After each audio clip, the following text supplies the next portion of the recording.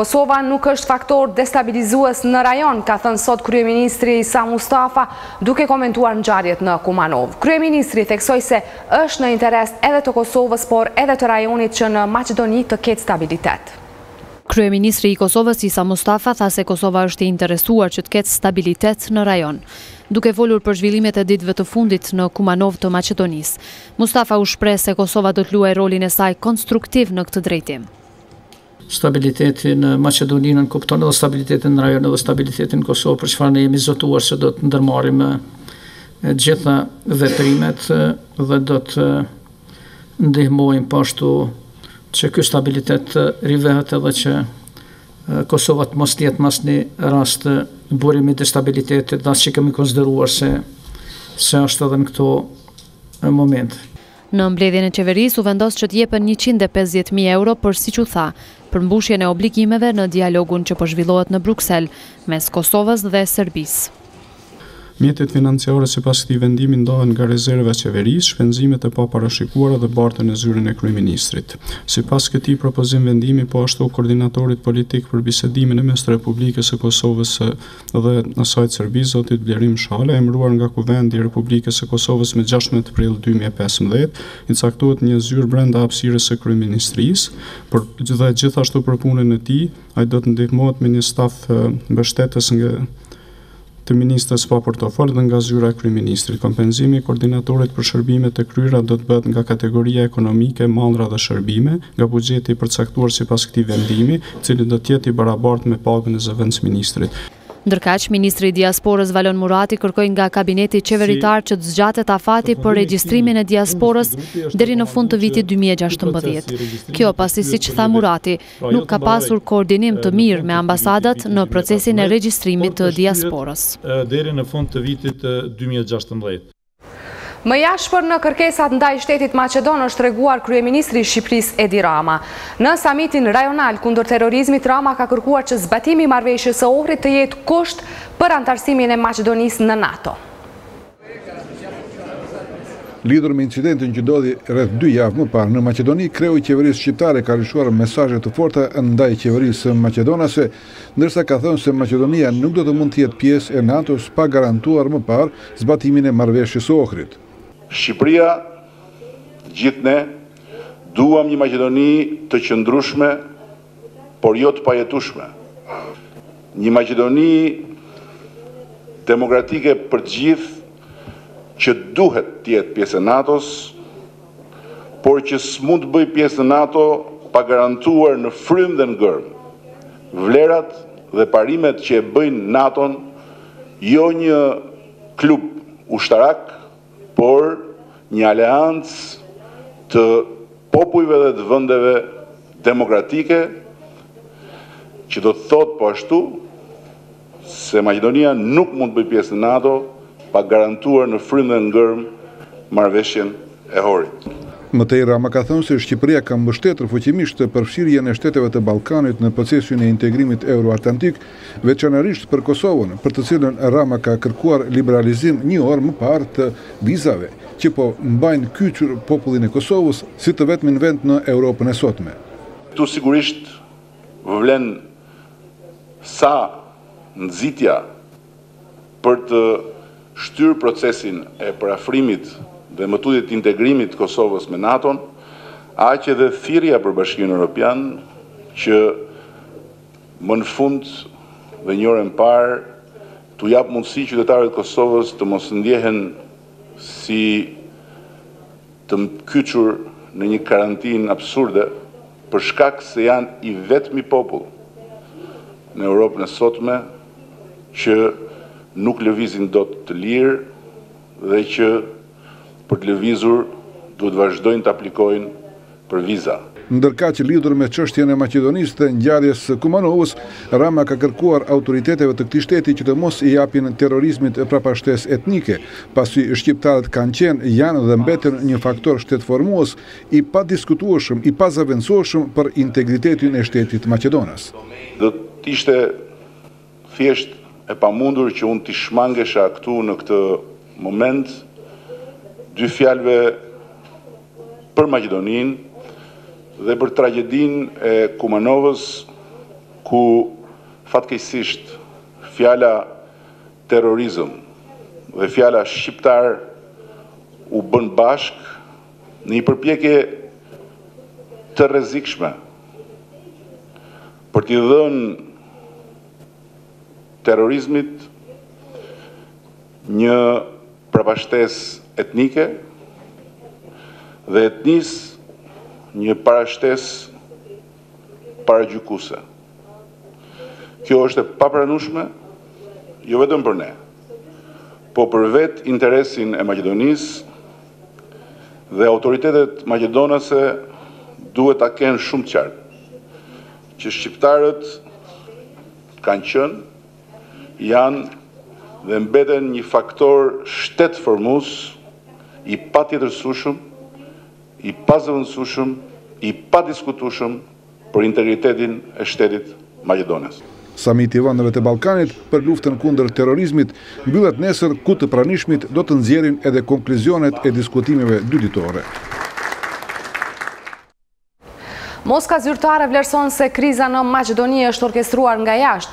Ministri i jashtëm rus Sergej Lavrov ka thënë sot se kjo e vërtet e alarmon Rusin duke shtuar se zhvillimet në Maqedoni janë qartas të kontrolluara nga jashtë. Më tutje në fjalimin e tij në Këshillin e Federatës, Lavrov ka theksuar se zhvillimet janë të lidhura me refuzimin e kryeministrit të Maqedonisë Nikola Gruevski që të bashkohet sanksioneve kundër Rusisë për shkak të konfliktit në Ukrainë. Vlerësimet e Moskës për ngjarjet në Maqedoni e kanë shqetësuar liderin e BDI-s Ali Ahmeti. Sipas tij, vlerësimi i ministrit Sergej Lavrov se ngjarjet në Maqedoni janë të provokuara nga NATO-ja, Bashkimi Evropian dhe Washingtoni nuk janë të sakta. Ahmeti thotë se të gjithë shtetasit e Maqedonisë qartas janë të përcaktuar që ky shtet të antarësohet në NATO. Ahmeti i sheh reagimet e Moskës si tentim që Rusia të arrisë ndikimin në Maqedoni. Në një intervistë për gazetën austriake Press, Ahmeti konfirmon se disa luftëtarë të ISHUÇK-s në Maqedoni kanë qenë pjesë e grupit të armatosur në Kumanov, por thekson se motivet dhe qëllimet e tyre nuk i ka të qarta dhe se nuk ka arsye për luftë të re. Në anën tjetër, Bashkimi Evropian ka mbështetur bisedimet djetorshme midis Nikola Gruevskit dhe Zoran Zaevit në Strasburg për zgjidhjen e krizës politike në Maqedoni, të cilat kanë përfunduar pa ndonjë rezultat. Në një komunikat të përbashkët të eurodeputetëve Richard Howitt, Eduard Kukan, Ivo Weigl, është përshëndetur dialogu dhe debati i sinqert, siç është thënë i liderëve politik për gjetjen e zgjidhjes për dalje nga kriza, por pa u dhënë detaje nëse palët kanë afruar qëndrimet e tyre. Ata kanë thënë se këto bisedime duhet të vazhdojnë. Për ngjarjet e Kumanovës ka një kërkesë edhe për qeverinë e Kosovës. Familjarët e personave të vrarë dhe të arrestuar në këtë konflikt në protestën e sotme kërkuan nga qeveria që urgjentisht të marrë masa për mbrojtjen e të arrestuarve në burgjet e Maqedonisë dhe trupat e viktimave t'u kthehen familjarëve. Familjarët të arrestuarve në Kumanov protestuan në Prishtinë. Ardiana Duraku erdhi nga Prizreni për t'ju bashkuar protestës. Kërkoi lirimin e bashkëshortit të saj të arrestuar në Kumanov. Hopën shpi mi pru. Ta që kanë dekë edhe ta që janë gjallë. Që tjetër. Edhe familjarët e të arrestuarve të tjerë në Kumanov dhe protestues kërkuan që të arrestuarit të lirohen. Po kërkojmë që kjo qeveri, ashtu si që është, të ngrej zërin bashkë me kombën shqiptar, të lirojmë vëllezërit tonë atje në trojet ilire shqiptare, mos të dhunohen, mos të maltretohen, edhe uroj që gjithë vëllezërit tonë të jenë të gjallë. Kërkojmë urgjentisht nga institucionet e Kosovës që sa më shpejt të ndërmarrin veprime konkrete në mbrojtje të qytetarëve të vet që janë të arrestuar, e që po torturohen nga regjimi slavo-maqedonas dhe servilet shqiptar në institucione. Bashk luftëtarët të arrestuarve në Maqedoni kërkuan kthimin e trupave të pajet në Kosovë dhe që të arrestuarit të mos keq trajtohen në burgje. Ne bëjmë thirrje që urgjentisht të zbardhet fati i bashkëqytetarëve tanë, të sjellen këtu të gjallë apo të vdekur, përndryshe të na detyrojnë që të bëjmë atë që nuk e dëshirojmë. Pushtetarët janë të ulur aty, shkaku i djersës, gjakut, të derdhën të dëshmorëve dhe bashkëqytetarëve tanë. Momentin që për ju duhet të shfrytëzojnë në emër të kombit, nuk po hezitojnë. në momentin që duhet ta mbrojnë kombin, ata po heshtin. Para protestuesve folje edhe kryetari i shoqatës së familjeve të dëshmorëve të UÇK-s, Xhavet Jashari. Ata që e kanë pas nderin të binë në fushën e betejës për të mbrojtur dignitetin e shqiptarit kudo që është ai, janë të pavdekshmit dhe kanë vetëm në emër dëshmor të kombit. Në këtë protest morën pjesë edhe zyrtarë të Aleancës për Ardhmërinë e Kosovës, të cilët kërkuan përgjegjësi nga institucionet për ngjarjet në Kumanov. Në fund protestuesit u shpërndan të qetë. Kthehemi përsëri në studio me informacionet e radhës. Qinj Serbis, presidenti Atifete Jahjaga i dërgon porosi të ndërpres mbështetjen e strukturave ilegale në veri të Kosovës. Përpos kësaj, ajo kërkon që qytetarët e komunitetit serb të ndihmohen për të integruar në jetën shoqërore dhe institucionale të Kosovës. Jahjaga këtë çështje i ngriti në takimin me nënsekretarin e OKB-s për misione paqësore Herve Lacos. Ndërmjet Kosovës dhe Serbis, presidenti arrit theksoi rëndësinë e zbatimit të marrëveshjeve të arritura dhe angazhimin e mëtutjeshëm drejt normalizimit të plotë të marrëdhënieve ndërmjet dy shteteve. Dialogun e Edita Tahiri sedimet mes palës kosovare dhe asaj serbe për marrëveshjen e telekomit janë përafruar qëndrimet. Sipas saj, Kosova do ta merr kodin telefonik ndërkombëtar +383. Sa kërkesën në emër të Kosovës do ta bëjë Austria. Kodi telefonik për Kosovën ka rëndësi të madhe sepse Kosova do të ketë një kod të vetëm siç e ka çdo shtet, ka theksuar ministri Tahiri, duke shtuar se ka pajtim që edhe operatorët e dy shteteve të bashkëpunojnë në fushën e roamingut me qëllim të zbritjes së tarifave për qytetarët dhe që Kosova të përfshihet në nismën rajonale për roaming. Për qytetarët e Kosovës që jetojnë jashtë vendit, premtohen lehtësira kufitare. Guvernatori Bedri Hamza shprehet optimist se ulja e tarifës kufitare prej 50% për automjetet me targa të huaja që hyjnë në Kosovë do të bëhet para një korrikut. Duke vënë pas se ka pasur lobime për mos antarësim të Kosovës në kartonin e gjelbër evropian, guvernatori i Bankës Qendrore Bedri Hamza pret që para një korrikut të aplikojnë tarifat me ulje 50% për policën kufitare. Tarifat malëzi për një 15 dit janë dikun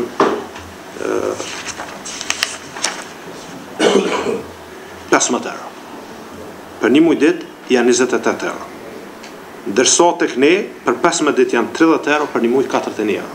Kjo unë besoj që është mos në afat shkurt, e cila jam shumë optimist dhe cila duhet ndodh para se me fillu sezona e ardhjes së qytetarëve tonë në Kosovë. Por antari i Komisionit Parlamentar Enver Hoti kritikoi Bankën Qendrore se nuk ka bërë asgjë për zvogëlimin e tarifave për bashkëdhetarët, të cilat tha të jenë shumë të larta. Se Banka Qendrore nuk e ka iniciuar zvogëlimin e tarifave të tilla dhe kjo është bërë si pengesë. Pse duhet vjen nga kompanitë ose nga situata të tjera, aktorë të tjerë politikë. Sipas analizës, taksa kufitare automjete është dikun mbi 14 milion euro, ndërsa të mbledhura vetëm 1.3 milion euro janë për pagesat e dëmeve apo 9% për investimet që mund të jenë. Edhe antari i Komisionit nga vetvendosja Ilir Deda adresoi kritika drejt Byros Kosovare të Sigurimeve se po anashkalon këtë proces. Edhe ata kanë përgjegjësi në këtë fushë dhe ne nuk mund të jemi tash gjithë në pritje se çka do të vendosin ata. Domethënë duhet që t'i bëjmë më shumë presion, sepse përfitimet e tyre janë irrelevante dhe të parëndësishme në krahasim me atë çka duhet bëjmë. Një përshpejtim të procedurave për zvoglim të tarifave kufitare përmes lobimit e kërkoi edhe kryetari i Komisionit Naser Osmani.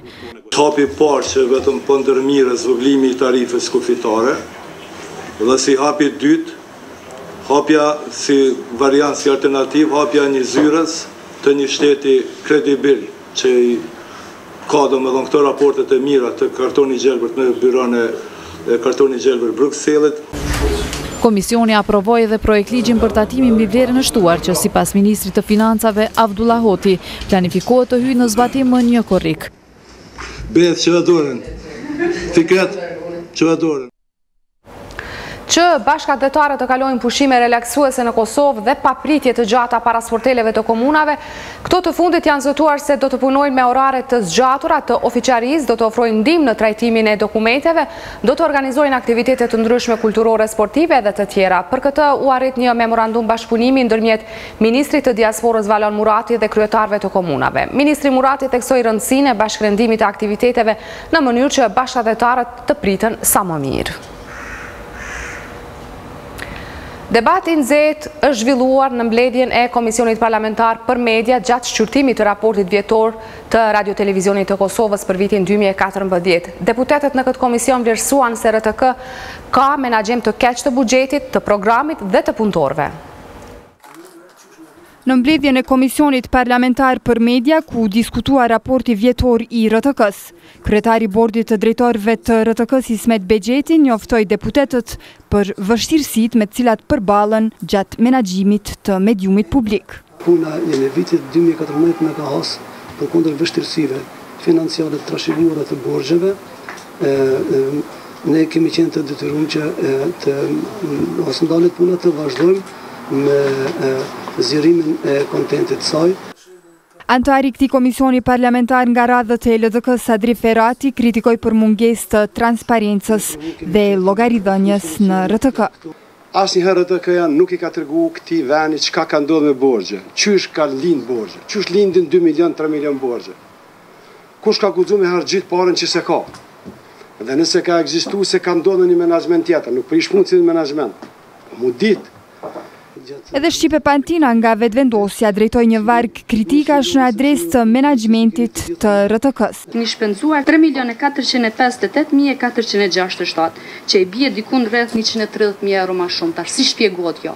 Edhe është rrit numri punëtorëve, që do të thotë se me rritjen e numrit punëtorëve ju keni dashur me i ul shpenzimet sepse do të prodhonit vet apo jo, por në të njëjtën kohë është rrit edhe numri i programeve apo produkteve që ju keni blen nga jashtë. Zafir Berisha nga Nisma për Kosovën ndërkaq kritikoi për mangësinë në përpilimin e raportit. Raport më të thotë, pa kurfar detali për shpenzime edhe milionëshe, unë nuk kam pa dhe kështu që ky raport nuk do të mbështetet as këtu, po as edhe në seancë parlamentare. Më e butë në vlerësime u tregua deputetja e PDK-s Gjevahire Izmaku, kërkoi që RTK-ja të përthrihet me prezantuese të reja të lajmeve. Unë personalisht edhe nga bota, nëse e shoh pak nga bota e artit, mos mashini për të marrë, mirë po kërkoj drejtore dhe kërkoj nga ju. Vendosni edhe fytyra të reja që keni brenda, fytyra të reja televizive sepse jeni në treg. Kritikave të deputetëve ju përgjigj kryetari bordit të drejtorëve të RTK-s Ismet Bexheti. Tek këtë vit 14 jemi kompletuar si bord dhe faktikisht nuk kemi qenë një faktor që kemi pas mundësi. E dyta, bashkëpunime, komunikime me komisionet në parlament, ne kemi pas unë si kryetar tash është hera e dytë, po më përfundon mandati, ne s'kam qenë 2 vjet fare. Drejtori i përgjithshëm i RTK-s Mentor Shala me tonë nervozizmi reagoi ndaj kritikave të deputetëve në këtë komision. Fakti që kemi kalu 24 orëve, 96 orë program, kallëzon boll. S'kem çfarë më fol më. Besoj që ka një element tjetër që mund është me fol për këtë çështje. Nuk është njëjtë si mi pas 4 kanale televizive e 96 orë programi ndryshëm, nuk është i njëjtë. Nëse doni me ditë edhe këtë çështje. Raporti i punës për RTK-n për vitin 2014 nuk u votua për shkak të mungesës së kuorumit.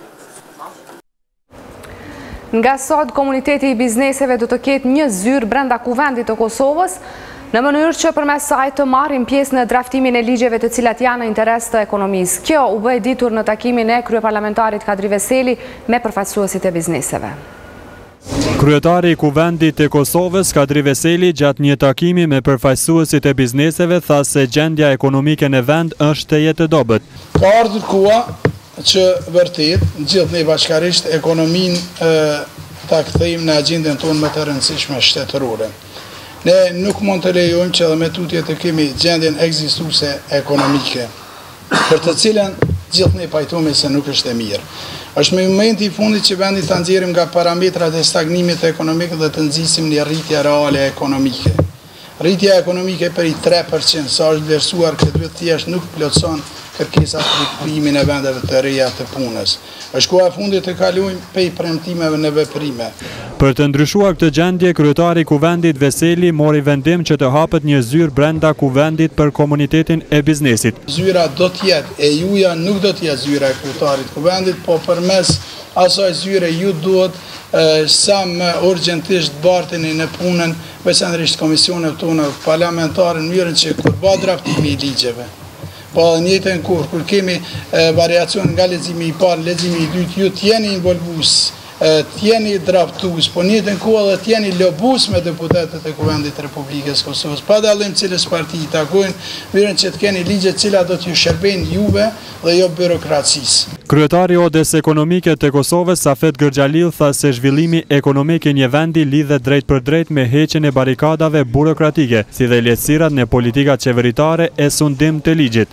Dhe besoj që nuk mund të ketë legjislacion në funksion të zhvillimit, nëse nuk ka dialog dhe partneritet konstruktiv, që të mirën opinionet ose jashtë quajtur feedback nga sektori privat, sepse mua ata janë që sfidohen, mua ata janë që e përjetojnë.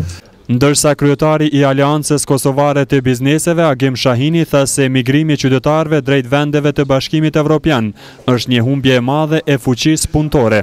Ka bart një kapital jashtë vendit, jashtë tregut Kosovës, por ka bart edhe një tru të cilin mezi e kemi përgatitur për tregun e Kosovës. Në këtë takim gjithashtu morën pjesë përfaqësues të Odes Ekonomike Amerikane në Kosovë, Odes Ekonomike Gjermane, Odes Tregtare Kosovare Turke, si dhe përfaqësues të komunitetit të biznesit, të cilët vlerësuan lart vendimin e kryetarit të Kuvendit Kadri Veseli për hapjen e zyres për biznese, duke konsideruar atë të një rëndësie të veçantë për bizneset, e cila do të ofrojë qasjet e drejt për drejt në përgatitjen e legjislacionit në fushën ekonomike. Kompanit biznesore po rrezikohen nga hakerët që po sulmojnë sistemet e tyre kompjuterike. Policia e Kosovës dhe OEK-u kanë njoftuar se kohëve të fundit janë duke u raportuar raste nga pronarët e bizneseve të ndryshme për mashtrim përmes sistemeve kompjuterike, ku si pasojë shkaktohet edhe dëm i konsiderueshëm. Personat e dyshuar arrin të sigurojnë të dhëna për kompanitë e biznesit, siç janë qarkullimi i mallrave, faturat, pagesat e ndryshme, duke arritur të ndryshojnë të dhënat e xhirologarive, duke u paraqitur në emër të kompanisë tek e cila është dashur të transferohen mjetet për pagesë të mallit. Sipas policisë, një gjë e tillë mund të bëhet përmes ndonjë virusi, ku më pastaj arrihet qasja në kompjuter dhe njëkohësisht në të gjitha dokumentet dhe të dhënat që i posedon kompjuteri përkatës.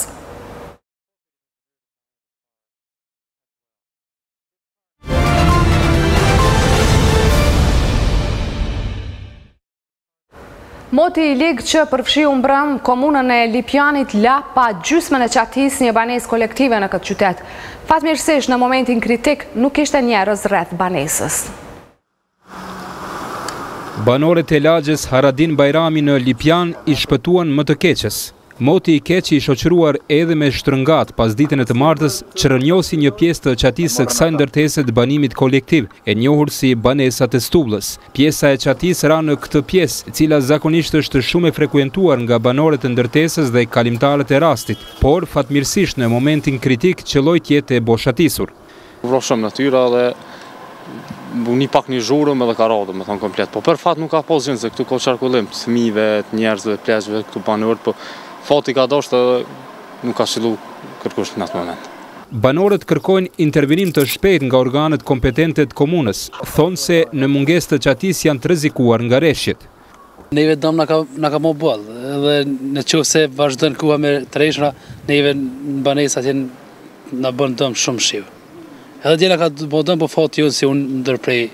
Ende nuk dihet vlera e dëmit të shkaktuar. Me propozimin e drejtorisë së emergjencave, kryetari i komunës së Lipjanit, Timri Ahmeti, ka urdhëruar formimin e komisionit vlerësues të dëmeve. Drejtori i shërbimeve publike, Heset Sahiti, nëpërmjet telefonit, na tha se komisioni është formuar dhe së shpejti do të bëhen përllogaritjet dhe të sanohet gjendja. Objekti që mbeti pa një pjesë të qatisë është financuar pjesërisht nga komuna dhe e njëjta ka bërë pranimin teknik të saj. Këtu banojnë kryesisht familjarët e dëshmorëve dhe invalidët e luftës.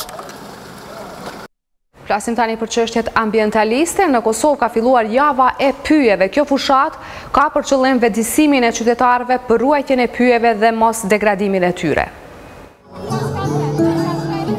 Me moton pyet janë burimi jetës, nisi java e pyjeve, e cila ka për qëllim sensibilizimin e qytetarëve për ruajtjen e tyre. Të parët që kanë marrë informacione për rëndësinë e tyre kanë qenë fëmijët e vegjël të cilëve Ministri Memdi Krasniqi në sheshin Nëna Terez ju dhuroi broshura dhe libra informuese. Ministri Krasniqi foli për angazhimet për të ruajtur dhe shtuar sipërfaqet me pyje.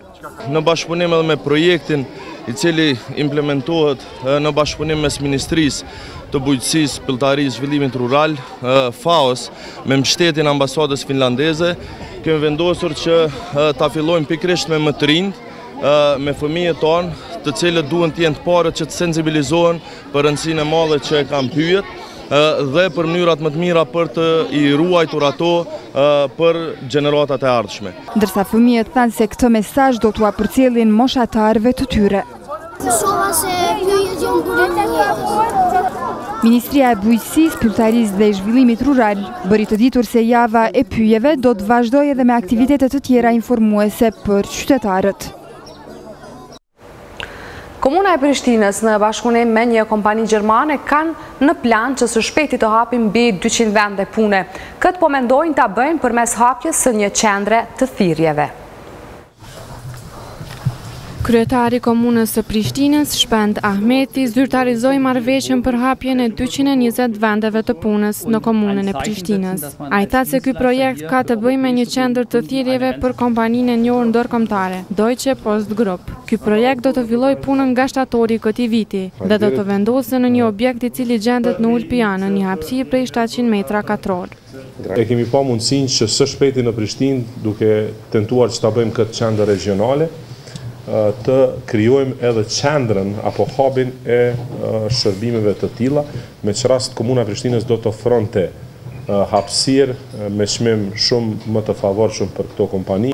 Autori i këtij projekti tha se ka vendosur që të vijë në Prishtinë për arsye se ka parë mundësi shumë të mira të veprimit. Si parametër kryesor është që në këtë rajon ka shumë talent, të cilët njohin shumë mirë gjuhë të ndryshme të botës. Me kryetarin Ahmeti kam një mirëkuptim për zbatimin e projekteve. Ne fillimisht e kemi në plan të i punësojmë 200 bashkëpunëtor, të cilët njohin shumë gjuhë të botës. Qëllimi im është që të jem një punëdhënës i mirë dhe i suksesshëm për punëtorët që do të punësohen këtu. Dhe do të tentoj që të jem shembull se si një ndërmarrje, një zbatim i një projekti në këtë vend është i suksesshëm. Ndërsa drejtori i ndërmarrjes publike banesore Nejat Kryeziu tha se si ndërmarrje përkrajnë këtë iniciativë për hapjen e vendeve të reja të punës. Ne kemi përkrahur këtë iniciativë dhe do të përkrahemi iniciativa tjera që kanë të bëjnë në zhvillimin ekonomik, në punësimin e trive dhe në mirëqenien e qytetarëve. Në fund u tha se brenda disa javësh do të zyrtarizohet edhe një bashkëpunim me një tjetër organizatë jo qeveritare gjermane për grante dhe për kraje të bizneseve të vogla.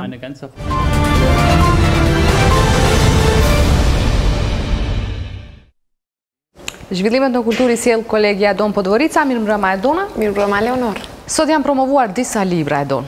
Po, Leonora, 6 prej tyre janë të studiuesit të gjuhësisë Nuhi Vesela, i cili ka promovuar gjithë libra në Institutin Albanologjik të Prishtinës, ndërsa librat studimor të Vesela vlerësohen si domethënës për studimin e mëtejmë të gjuhës shqipe.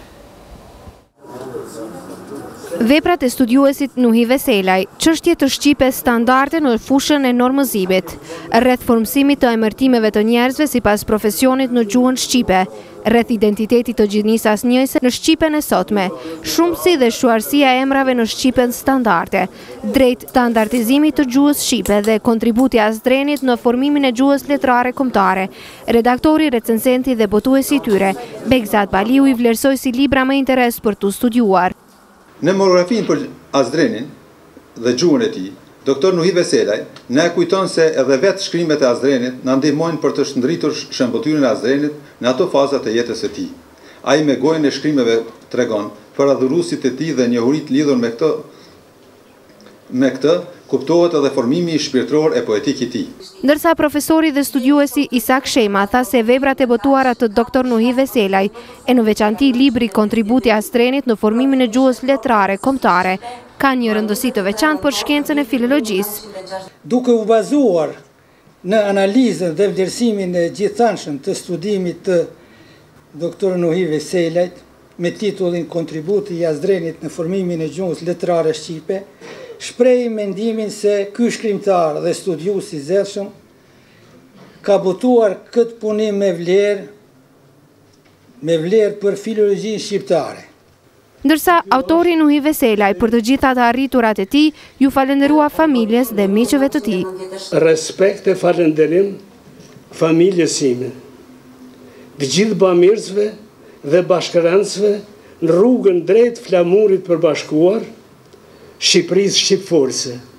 Veselaj është autori shumë librave studimor në fushën e gjuhës dhe letërsisë. Botimi 6 librave studimor në fushën e gjuhësisë e bëjnë atë njërin nga studiuesit më të spikatur të problemeve të gjuhës së sotme shqipe.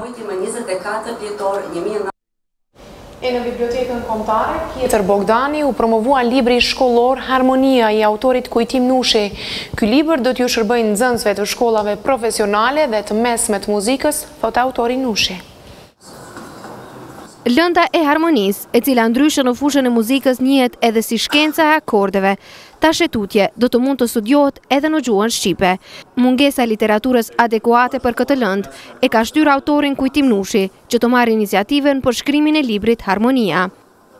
Të gjithë e dimë se në Kosovë, përveç tjerash, mungesa e literaturës muzikore është e pranishme dhe pengesë e madhe për mësimdhënie të lëndëve profesionale të muzikës. Dhe pikërisht kjo mungesë për mua ka qenë një shtytje që t'i përvishëm punës për të shkruar këtë libër. Sipas recensentit të librit, Valton Beqiri, ky libër do të duhej të shërbente model për vendosjen e standardit minimal të lëndës së harmonisë. Jam i bindur se ky botim do të jetë një bazë e mirë dhe shëndosh për gjithë nxënësit të shkollave të mesme që në një mënyrë më të thjeshtë dhe më reale ta njohin lëndën e harmonisë. Ndërsa muzicientja Besa Luzha, duke folur për përmbajtjen e librit, tha se nisma e autorit Nushi është model se si studiuesit dhe muzicientët kosovar do të duhet të punonin më shumë në krijimin e librave të tillë. Besoj që ky hap le të jetë një inkurajues edhe për kolegët tanë tjerë që të fillojmë të krijojmë dhe të kemi tekstet tona mësimore. Drejtoresha e Shkollës së Mesme të Muzikës Prenk Jakova në Prishtinë, Violeta Krasniqi, tha se botimi i këtij libri do të jetë lehtësim i madh për të gjithë ata që punojnë në shkollat të mesme të muzikës. Është një lehtësim shumë i madh për të gjithë ne që punojmë dhe që jemi të lidhur praktikisht me nxënës dhe me punën tonë në shkolla. Në këtë promovim të pranishmit i argëtuan me muzikë nxënësit e Shkollës së Mesme të Muzikës Prenk Jakova në Prishtinë.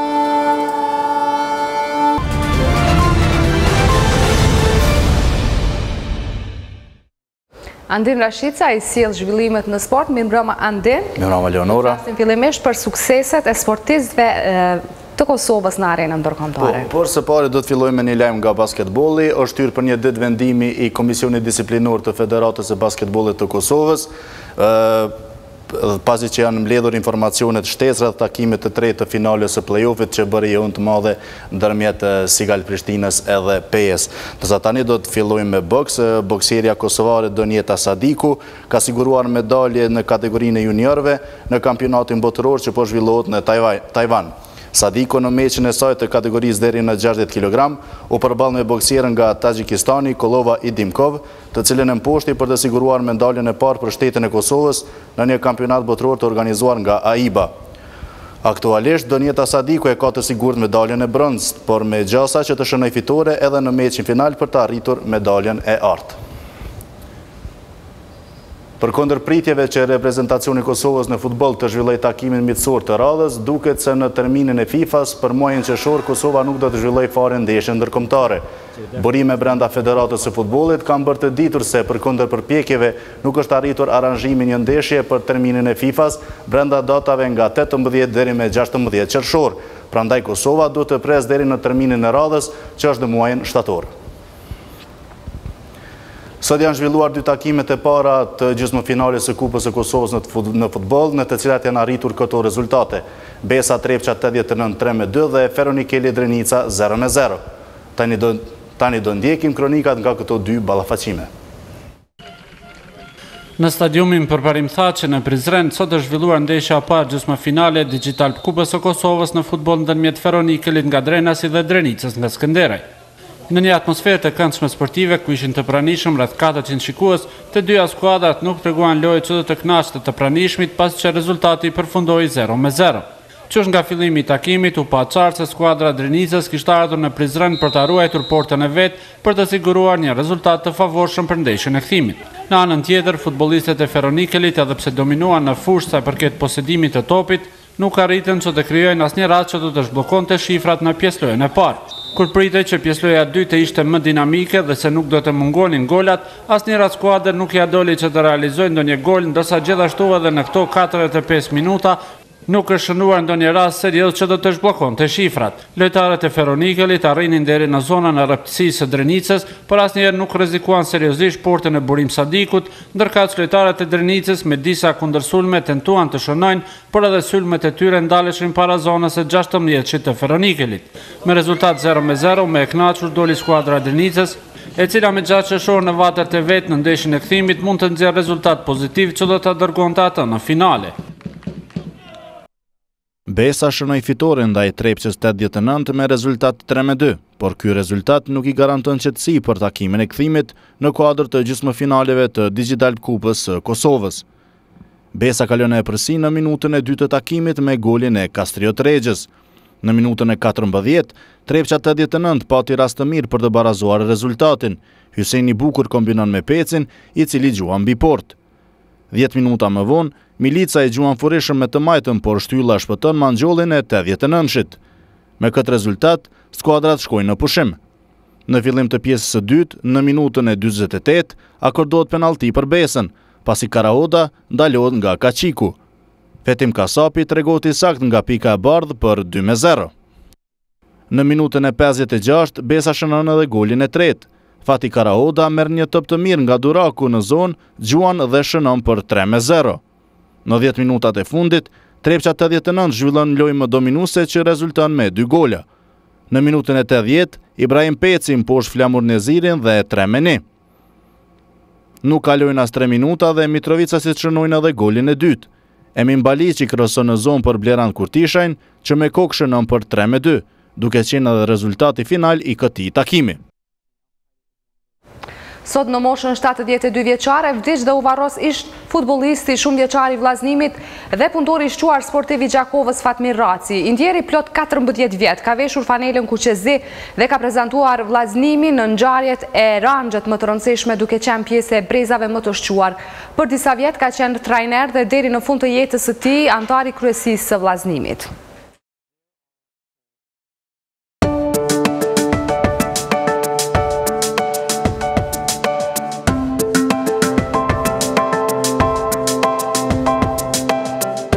Moti sponsorohet nga Vala.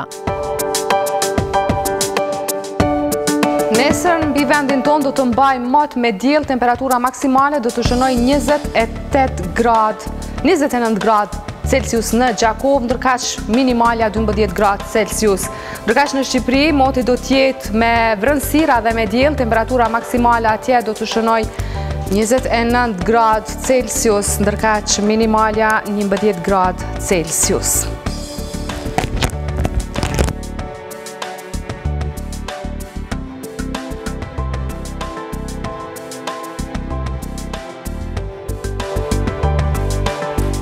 Në Maqedoni, moti do të jetë i ndryshueshëm, me vërënsira, diell dhe reshje shiu, temperatura maksimale atje do të shënoj 32 gradë Celsius, minimalja 13 gradë Celsius, 12 gradë Celsius në Kërçov, 11 gradë në orë.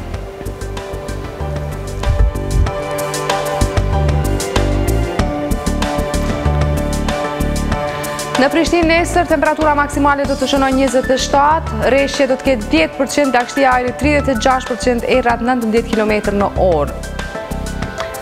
Në Shkup, temperatura maksimale 29 me 20% reshje, lagështia e ajrit 38%, errat 10 km në orë. Në Tiranë, temperatura maksimale 25, minimalja 15, pa reshje, lagështia e ajrit 24%, errat 13 km në orë. Prishtina në 7 ditët e ardhshme, mot i ndryshueshëm me vranësira, diell dhe reshje të shiut, temperatura maksimale gjatë këtyre ditëve do të zhvillojë 27 gradë Celsius, minimalja 7 gradë Celsius.